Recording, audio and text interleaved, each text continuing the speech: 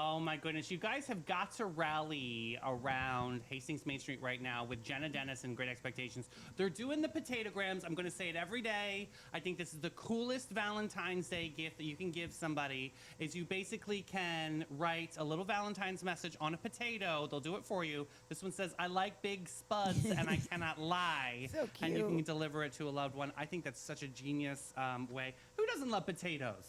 Listen, I love a potato. I love a potato. I like a potato mash.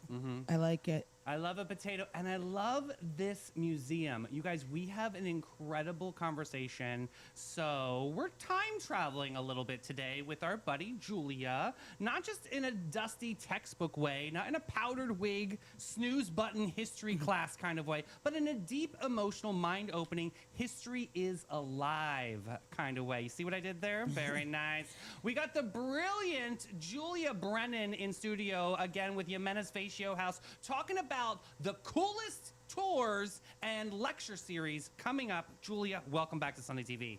Thank you so much for having me. I love the transition from the potato over to the museum. Isn't it That great? is very fitting for me. So thank you so much. And again, thank you for Isn't it having a cute me. idea, though? It's the I cutest idea. Literally am obsessed with it. I will be checking that out right after this. It's a great fundraiser for Hastings Main Street, which is amazing. And Ximenez Fatio House, amazing.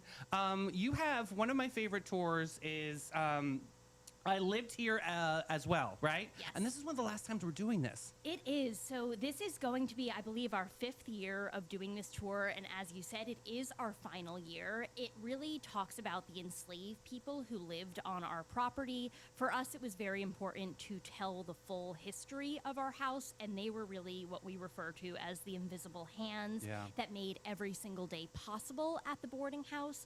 So this is going to be our final year. It is by far our most popular tour at this point. We've had so many people who have traveled to come back year after year. It's extraordinary. It is. And really, even if you've never been, you can jump right in and really get our full history.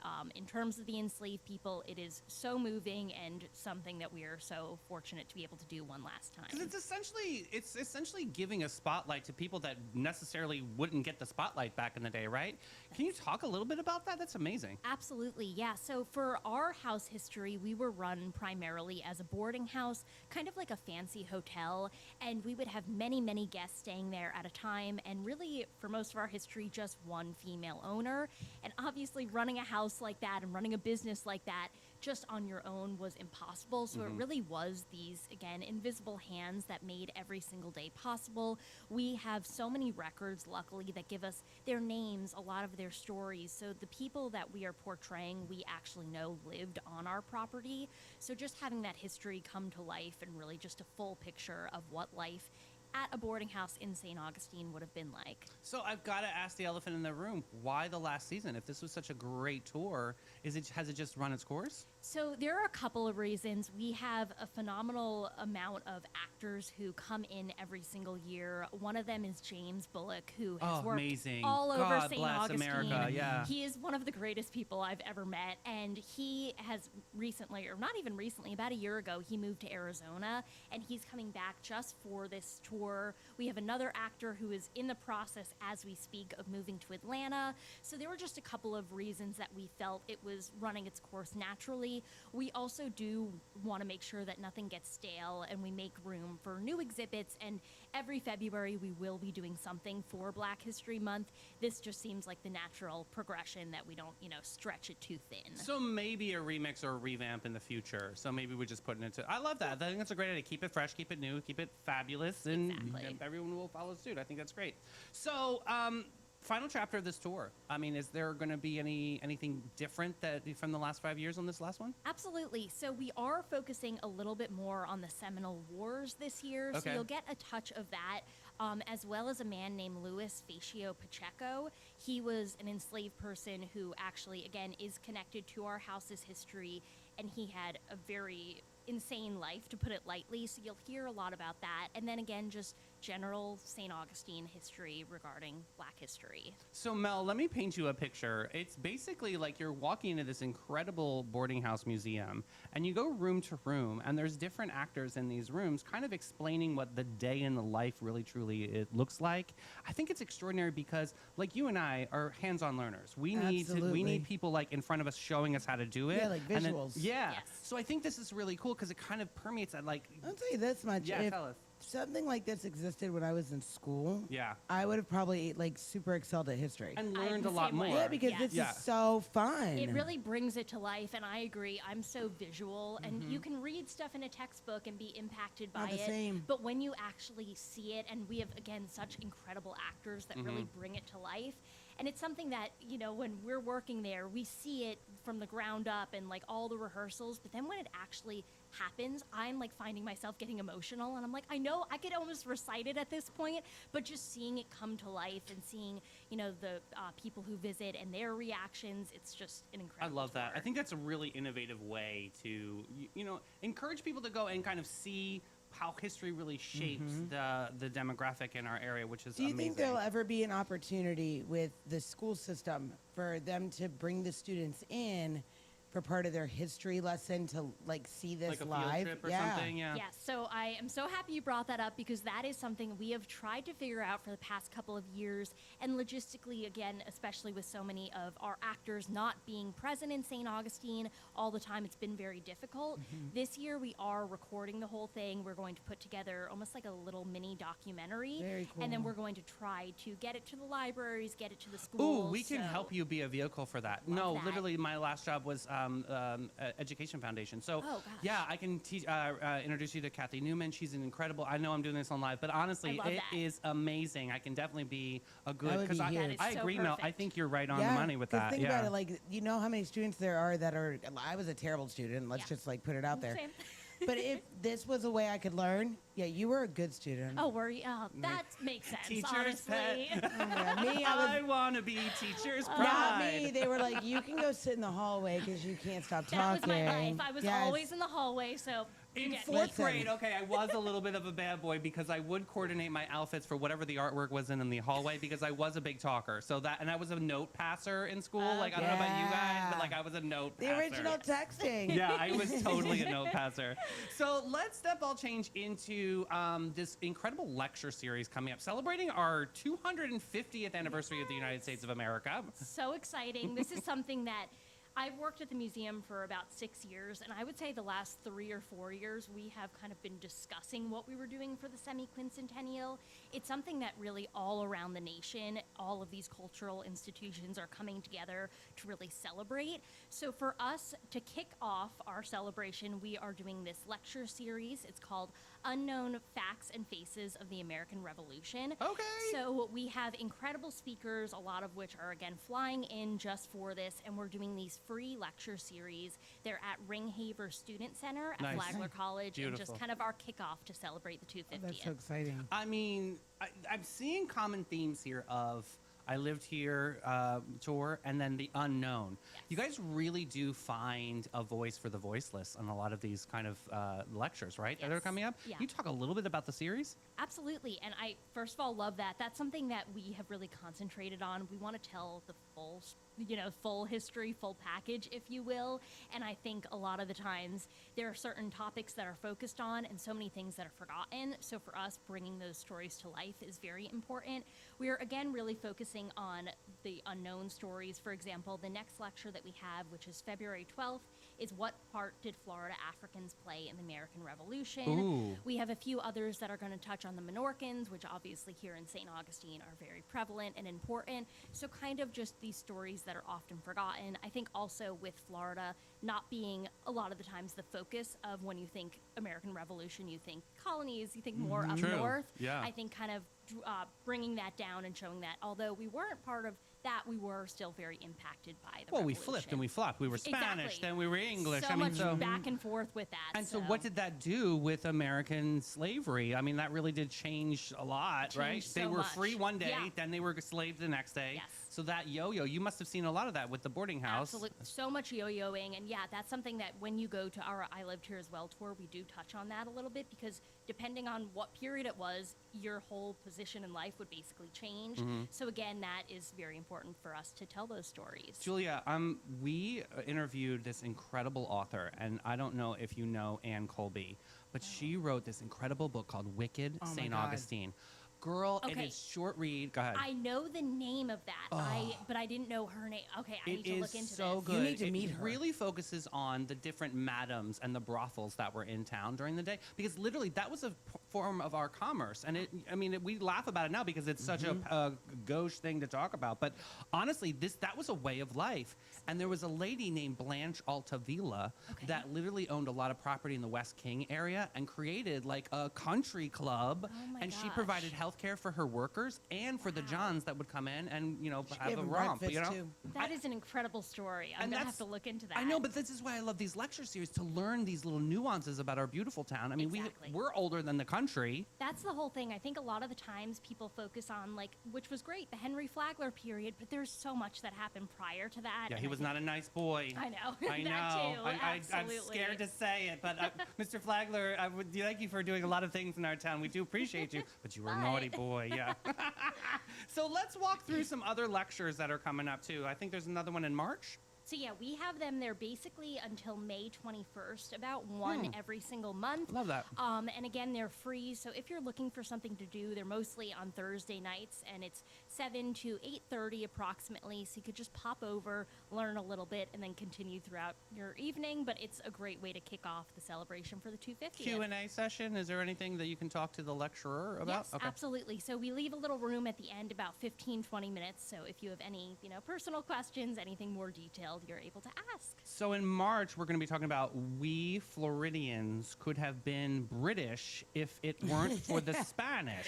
There you go. Yes. Right. This is That's what we hilarious. right? We could have been. That sounds like Could you imagine Florida without the Spanish no, influence? but that sounds like this is like a comedy. I mean, I couldn't. This sounds like a comedy. But are they? So they're not just kind of stale lectures. That's a No. good point, Mel. Like they really are like They're interactive. They're very interactive and so informative. It's kind of at a point that we know the titles of all the lectures, but we haven't actually seen them because so many of these people are, again, traveling to St. Augustine for this. So it's one of those things that we as staff have been so excited for because we know the general idea, but we don't actually know what we are going to learn. So we're Awesome. looking forward to it How a do you lot. find these people? Do they write books or? A lot of them are authors, a lot of them are past professors, so they're just kind of in the history world. We've done a lot of research prior to this to Yeah. see who would fit for what we want. Right, you're not going to hire Adam Sandler to come and do that. I mean, that I would be love funny. That, but That would be pretty be entertaining. interesting. That but would be interesting. What else can we learn about some of these lectures? Like, what's the one in April coming up? I So- think it's like the 1777 flight. Yes, so I think that one maybe, that would have to be, yes, the Menorcans. So Oh, that we right. are going to have Greg Holbrook, who is from the New Smyrna Museum of History. Cool. He's going to be coming up, and they're just going to be focusing on the Menorcans, kind of their journey to St. Augustine. And being in St. Augustine, you hear a lot about the Menorcans, but so many people don't really know about their history and how they impacted St. Augustine. So again, really bringing those stories to life. I believe it's like 1 in every 10 locals here in St. Augustine is of Menorcan descent. True, yeah. So it's still very alive. The daddle pepper comes from the Menorcans. So you hear a lot about it in St. Augustine, but actually, hearing the story is going to bring it to life. So a lot of the studies, I have to tell you a quick story, and Julia's going to really capitalize on this story more than I do. But your beautiful husband does this incredible walk every year. I would love for you to tell Mel and the Sunnies what this is all about. Yes, so this started a few years ago. It was his final project at Flagler College. Listen to this. He did not want to write another paper. Being in, public history, it was all very paper-based. So he wanted something else. He decided to kind of recreate the walk that the Menorcans did.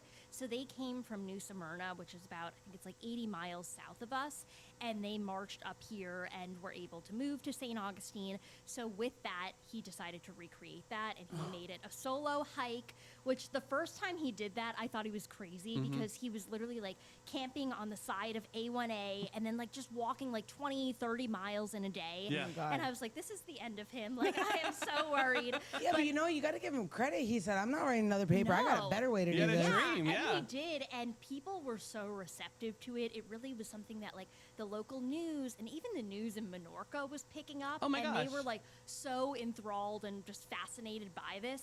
So it's become something that he's done basically every year. He didn't do it last year because we got married, and I was like, please don't be camping on the Yeah. side of the road. Like, we're trying to, like, make this So happen. did he get an A in the class? So I'm sure, I think he did very well. It's been a while, but he did very well. And with that, we are kind of looking into different avenues. He's definitely going to do the walk again. We were talking about it last night, actually, playing around with the idea of maybe opening it for sections for other people to join Oh, and kind of cool. be part of it, Okay. working out, liability Yeah. purposes. Sign and the all of waiver. that. Yeah. The Sign that waivers, waiver, all boo. of that. But it's something that has really brought us, connected us, I guess, to the Menorcan Society here in St. Augustine, and it's just been a great thing all around. Yeah, what reflections can you share with us about what he said about this walk? I mean, I would love to interview him someday about this. I just find it so, and he's so passionate about it. He is 80 someone, miles is no joke. incredible. And he's one of those people. The last time he finished the hike, he has blisters all over his feet. Sure. I'm like, you need to go home. You need to eat. Like, Yeah. we got the rest of the day.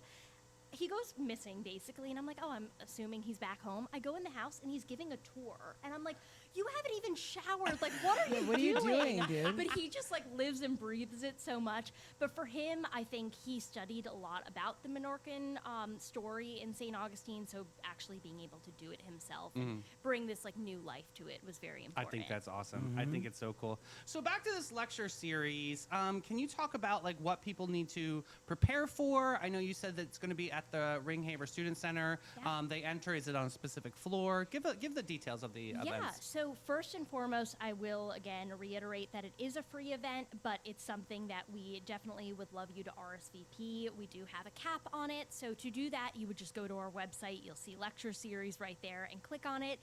When you arrive, you'll check in downstairs. We'll have a little booth set up, and then from there, we'll lead you to the second floor of the Ringhaver Student Center. It's also a great way to see Flagler College if you never have been before. So it's just a great room and I love perfect that. setting. So they sign up on the website, which is awesome, and we'll put that in comments for everybody. What else could you share as far as coming up with Ximenez Fatio House? So we are very much in our planning stage for the next couple of months. We, again, with the semi-quincentennial coming up, are currently planning what we are going to do for July. We're talking about doing like a big America artisan market in our fun. courtyard. So things like that. But again, we're really in the planning stage. Obviously, when we get into the hot summer months, we're not doing as much. So we have, again, in March, we'll be doing a Menorcan exhibit. So that'll happen after the lecture, or between the lecture series, I guess. And then a couple of other fun things coming up, but again, in the planning stage right now. Love Perfect. that. There's always something fresh, something new, and something fabulous. Well, speaking of fabulous. Oh, let's get it, girl. All right, so You're gonna play a game? Julia, you like to play Always. games? I'm so ready. She Okay. always does it like the Saw character. You want to play wanna a play a game? game. Especially with my voice sounding like this. Okay, so here's the deal. Yes. I'm going to ask you questions. It's like you pick one or the other. You don't think, you just answer. Yeah, yeah, I'm yeah. so scared. This is a Don't lot of be pressure for like scared. You will love 1:30 in it. the morning. It's totally Okay. your theme. All right, here we go. Let's do it. Coffee or matcha? Matcha. Vintage band here, full glam fit. Banty. Got it. Fiona Apple or Courtney Love? Why are you doing this I to know, me? I know. Fiona Apple. Yeah! Messy bun or sleek blowout? Messy bun. Early bird or midnight creative tornado? Early bird. Dream fashion decade, 70s, 90s, or Y2K? 90s. Yes. One accessory you can't live without. Ooh, just jewelry. I always have to have Yes. rings on, Okay. earrings. Yeah. Favorite confidence booster, killer outfit, perfect playlist, or strong coffee? Playlist. Yeah. Perfect. Yeah, yeah. And last one, biggest style pet peeve. Ooh. Okay. There are a lot. This is this is not going to be rapid fire. I would say something I really don't like, and this is just me. I'm not a shoulder pads type of girl. Okay, Okay. yeah, that's a That thing. is one look that I try to get behind, and I'm always like open-minded to things, and Yeah. I see that, and I'm like, can we not? Can we just Yeah. bring those back Yeah. down? So I think that's my biggest. Me is the color mustard. Like I really Yes. want to love it. You and Melanie it's great on. Me, flat. My mom says I look like an alcoholic. you're when I have it. blonde. Yeah. I have one last final question that she Yes. skipped over because this is a very important. Uh-oh. You're gonna get mad at I'm me. so scared. Justin Bieber era, baby, journals, or purpose? Oh my gosh, this is my got favorite chills. question I've ever been asked.